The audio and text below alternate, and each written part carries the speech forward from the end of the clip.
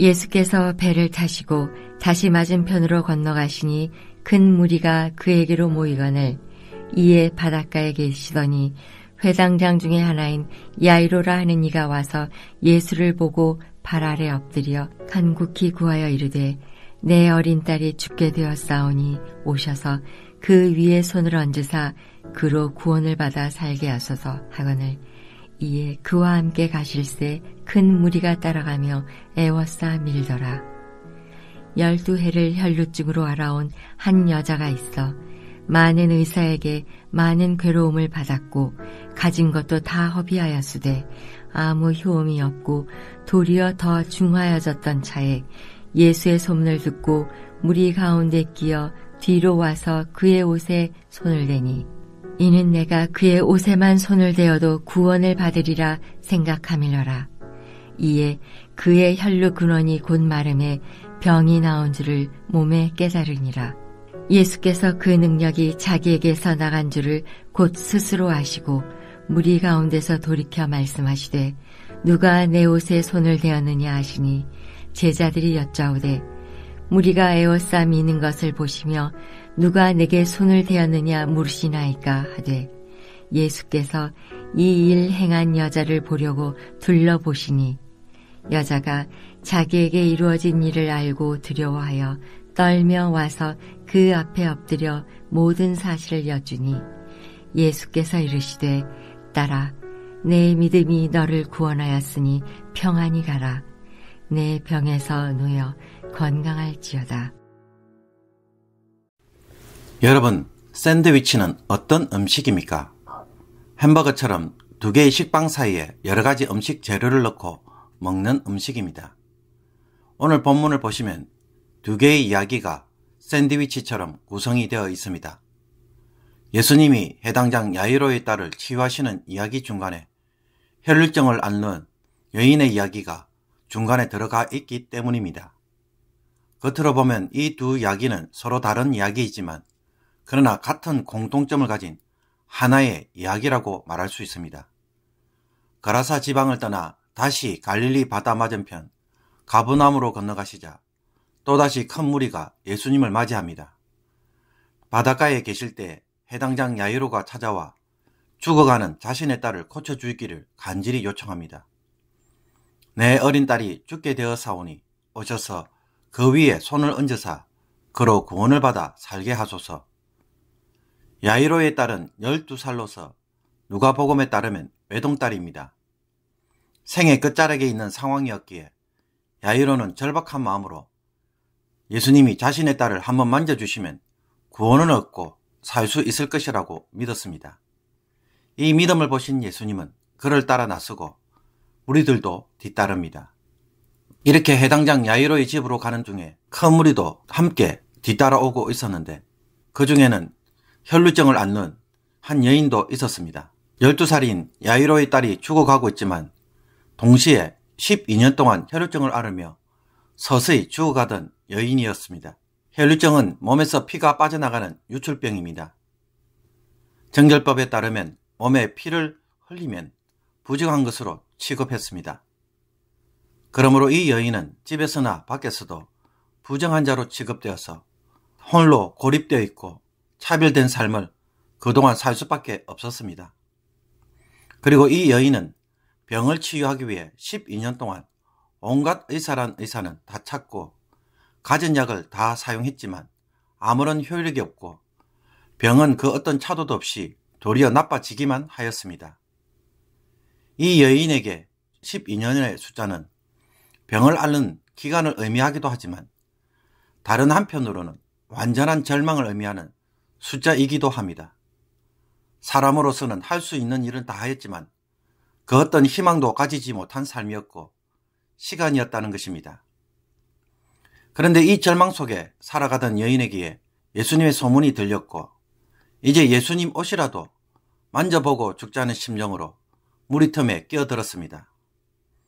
이 여인 역시 야이로처럼 예수님을 만지기만 해도 나을 수 있을 것이라고 믿고 예수님에게로 온 것입니다. 그러나 생각보다 이 일은 쉬운 일이 아니었습니다. 율법에 따라 부정한 자가 여러 사람들 속에 들어간다는 것은 엄청난 용기가 필요하고 들키는 경우에는 이루 말할 수 없는 비난과 책임을 져야 합니다. 주변 모든 사람들을 부정하게 만들었기 때문입니다. 이 일을 하려고 한다면 무모하고도 대담한 용기가 없으면 불가능한 일이었습니다. 12살 소녀가 생의 끝자락에 서 있는 것처럼 이 여인 역시 절망의 끝자락에서 자신을 감추고 부정한 손으로 사람들을 밀치며 예수님에게 접근을 시도합니다. 그리고는 예수님의 옷을 만짐으로 자신의 부정을 예수님에게 전가합니다. 그녀는 예수님의 옷깃만 만져도 나을 것이라고 믿었기에 몰래 만지고 빠져나오고자 했습니다. 그녀의 생각대로 예수님의 옷에 손을 대는데 성공했습니다. 그러나 정말로 그녀의 믿음대로 즉각적으로 몸이 반응하여 출혈이 마르고 병이 치유가 되었습니다.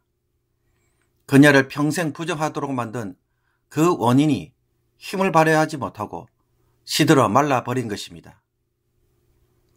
그 순간 예수님은 자신의 능력이 나간 것을 아시고 누가 내 옷에 손을 대었느냐라고 묻습니다. 제자들은 수많은 무리들이 따르면서 밀기에 누가 미는지 알 수 없다고 하였지만 예수님은 자신을 만진 자가 누구인지 주변을 둘러보셨습니다. 아무도 모를 것이라고 생각했던 여인은 그 질문에 놀라 두려워하며 떨며 주님 앞에 나와서 모든 사실을 이야기합니다. 그러나 예수님은 꾸짖지 않으시고 인자한 음성으로 안심하라, 내 믿음이 너를 구원했다라고 말씀해 주십니다.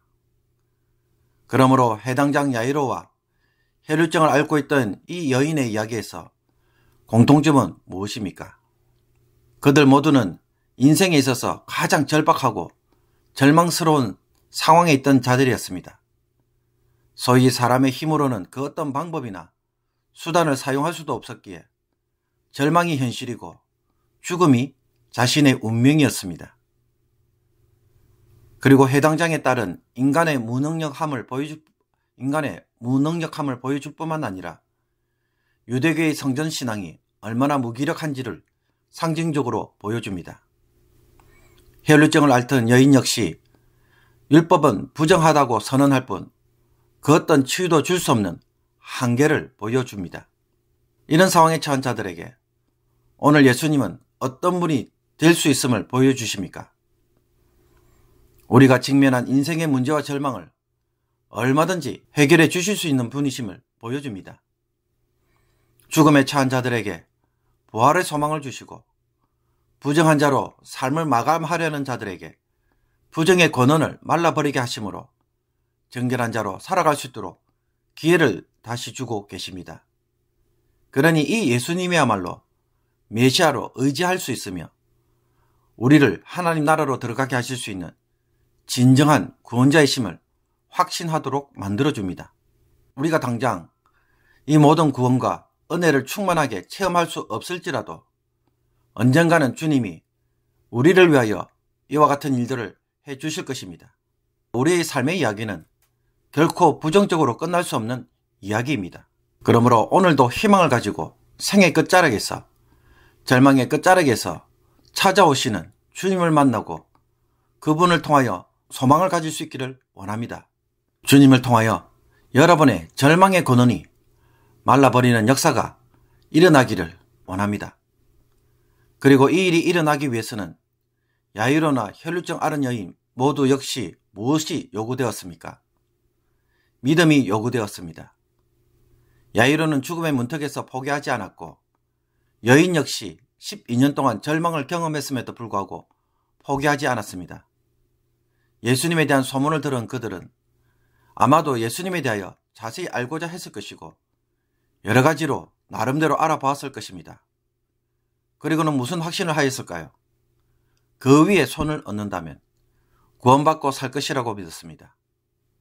그의 옷에만 손을 대어도 구원을 받을 것이라고 생각하였습니다. 그러므로 이들의 믿음은 어떤 특징을 보여줍니까?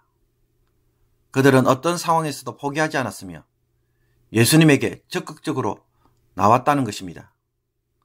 특히 혈루증을 앓은 여인은 그 어떤 대가를 지불해서라도 예수님을 만나겠다는 간절함으로 주님에게 나왔습니다.